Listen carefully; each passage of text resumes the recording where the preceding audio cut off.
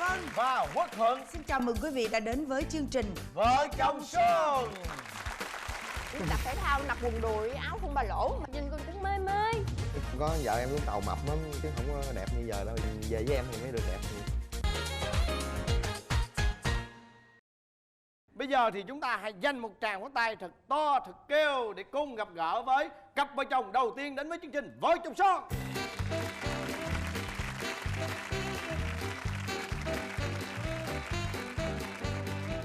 Rồi, xin mời hai bạn giới thiệu về mình. Em tên là Cường, em là nhân viên về công nghệ thông tin. Em năm nay là 30 tuổi. Thế còn em?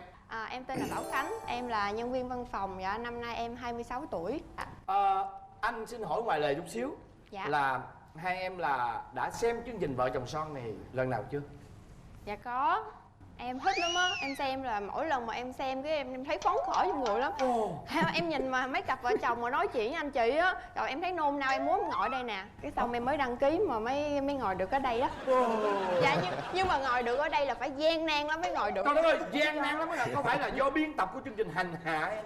Dạ không, do chồng em hành hạ em á. Trời ơi, Sao vậy? sao vậy? Dạ. Chuyện này chút xíu em kể. Cảm ơn em vì em đã ngưỡng mộ chương trình này. Dạ. Để hôm nay chúng ta có được cơ duyên và hội ngộ ở đây. Một Dạ. nữa, cảm ơn em. Vỗ tay. Dạ. Rồi còn cái chuyện hành hạ thì chúng mình nói sau. Rồi bây giờ kể cho nghe câu chuyện về cuộc tình của các bạn. Lần đầu tiên các bạn gặp nhau như thế nào? Dạ thì cách đây 5 năm á là em bị thất tình. Rồi xong rồi em với nhỏ bạn thân của em đi chùa á, xong rồi đang trên đường về cái em gặp anh này, anh chạy xe mang biển số 66, là em cũng 66 cái Đồng Tháp. Dạ đúng chính xác. Xong cái nhỏ bạn thân em á nó mới nói á, đồng hương mày kìa. Cái em mới nói mày tin tao chọc không? Cái nó tao thách mày đó. Em lên liền, ngay đèn xanh đèn đỏ anh này anh đang dừng, cái em lên em nhìn qua ảnh em nói đồng hương nha anh. Em tính là như vậy là em đã thắng cuộc nhỏ bạn em rồi, em chạy luôn. Ai ngờ ông này ông cũng mê gái lắm, ông chạy theo em hoài luôn á. Vậy đó hả? Dạ. Bạn này đi vượt qua em là em chạy theo luôn đó. Dạ tại vì tự nhiên có người chọc phải chạy theo chứ. Mà lúc mình đó không cậu chọc có đeo ngược khẩu lại trang thôi. không? Có đeo khẩu trang không?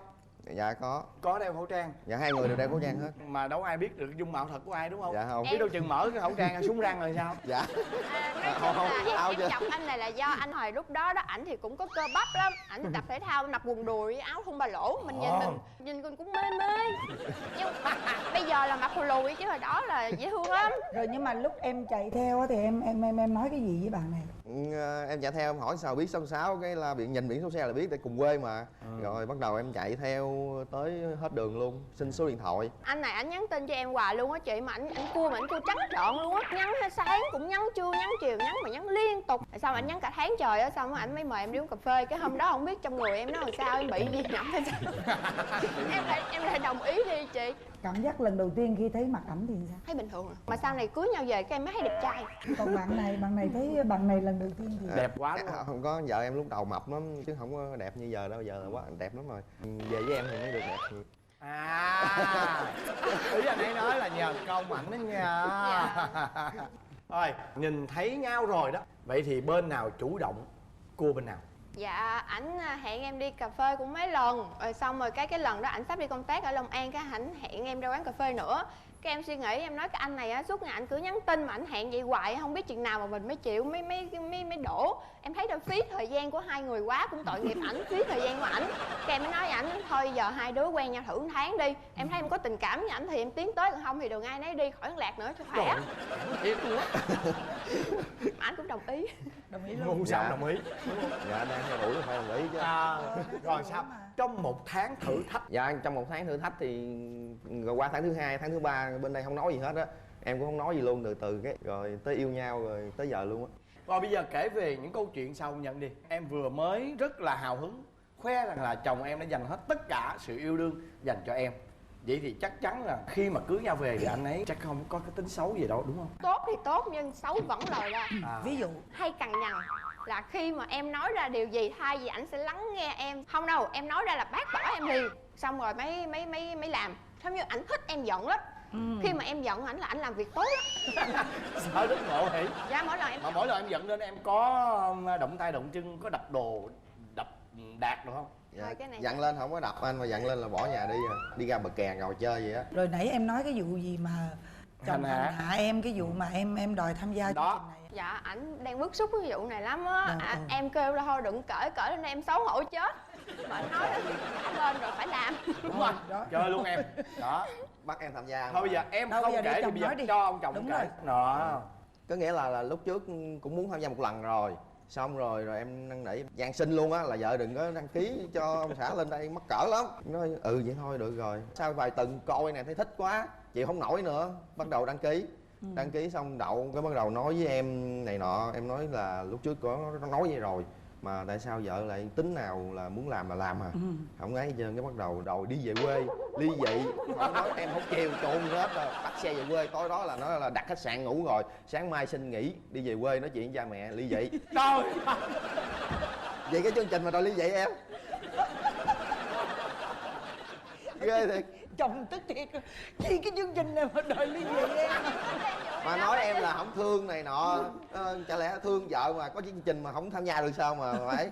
Mà biết bao nhiêu chuyện em làm hết rồi, cái gì em muốn làm chứ cứng đầu lắm, muốn gì là làm được cái đó thôi. Ủa nhưng mà nếu như mà ông cương quyết ông không tham gia thì liệu cái điều đó nó có xảy ra không? Hay là em chỉ hù ông thôi? Em hù thôi nhưng mà em biết anh sẽ đi tham gia chứ anh không ấy đâu nên em hù rồi. Em nói với ảnh đó là em xin sếp em nghỉ rồi, em đặt xe luôn rồi. Thật ra em đâu có làm đâu.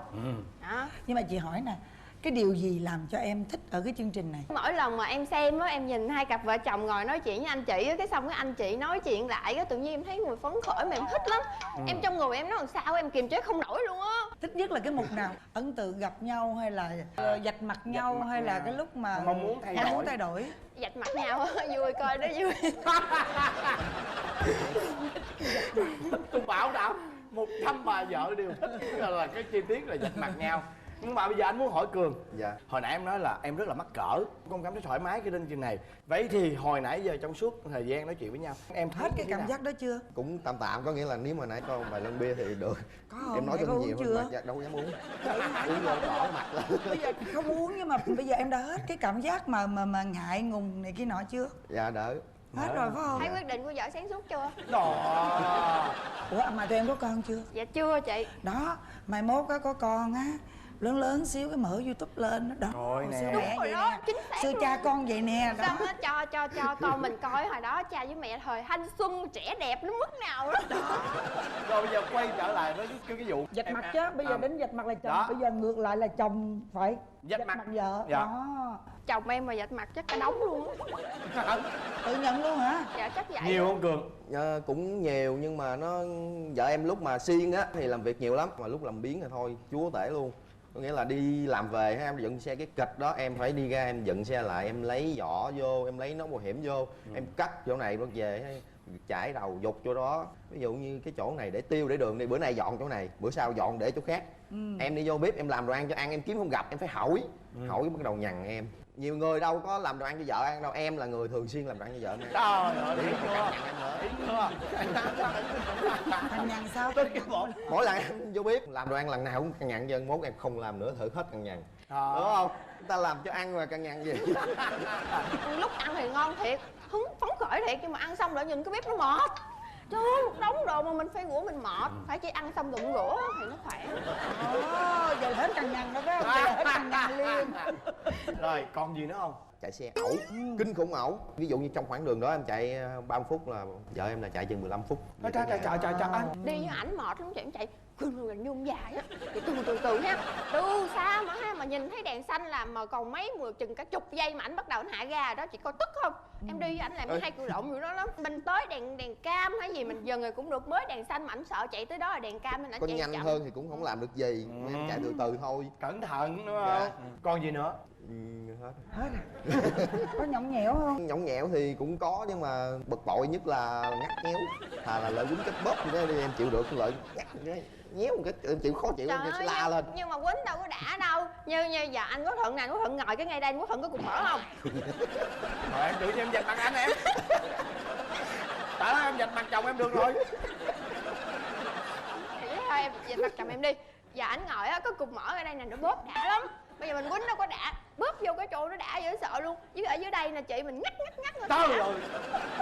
Trời dã man thiệt. Đau lắm. Em thích Thiệt, mà. tôi bị ngắt rồi. Tôi biết. Dạ thà là quýnh đi em chịu được chứ ngắt nhéo.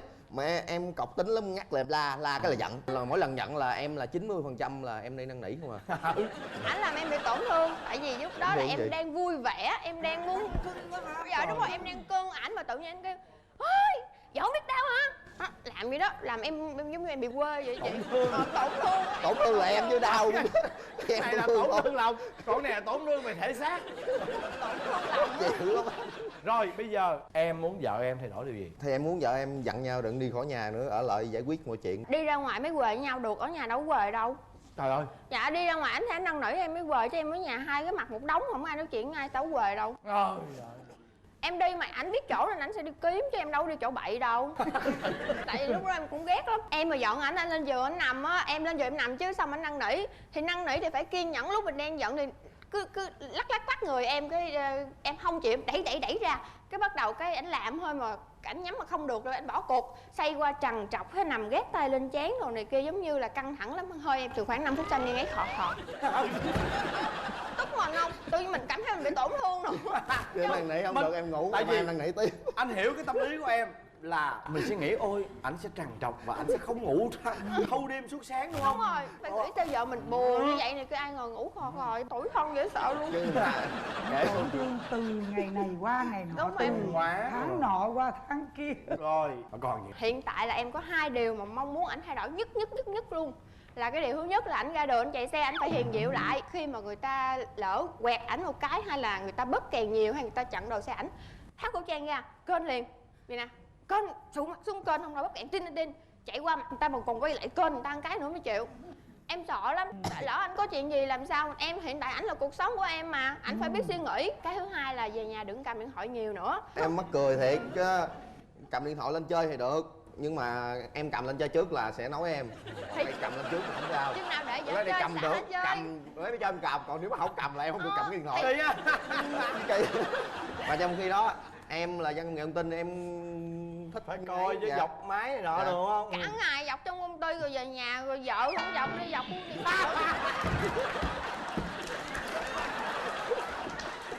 không phải. Ê em nói là nói chuyện với em. Em có hiểu, nhưng mà cái ngôn ngữ mình nó rất là phong phú và tôi rất là thích cái chuyện mà bạn vừa hớn rồi đúng không?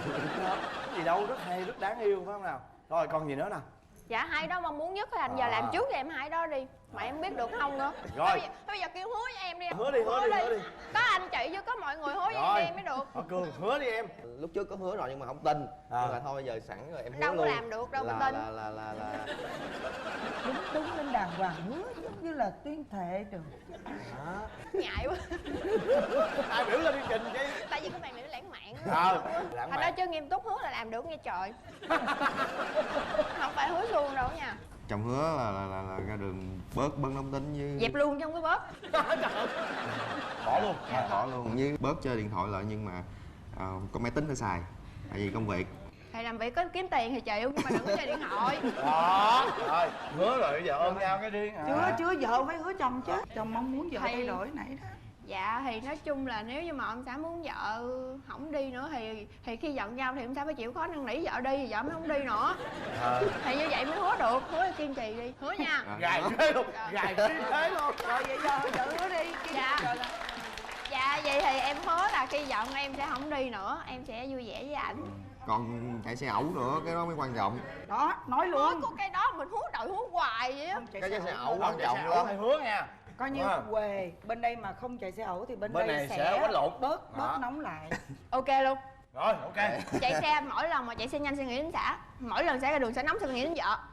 Rồi, Hứa nha. ôm nhau Rồi, đi. rồi thề chứ thề. Lên rồi. Rồi, ok, cảm ơn các bạn. Cảm ơn. Dạ em cảm ơn anh chị.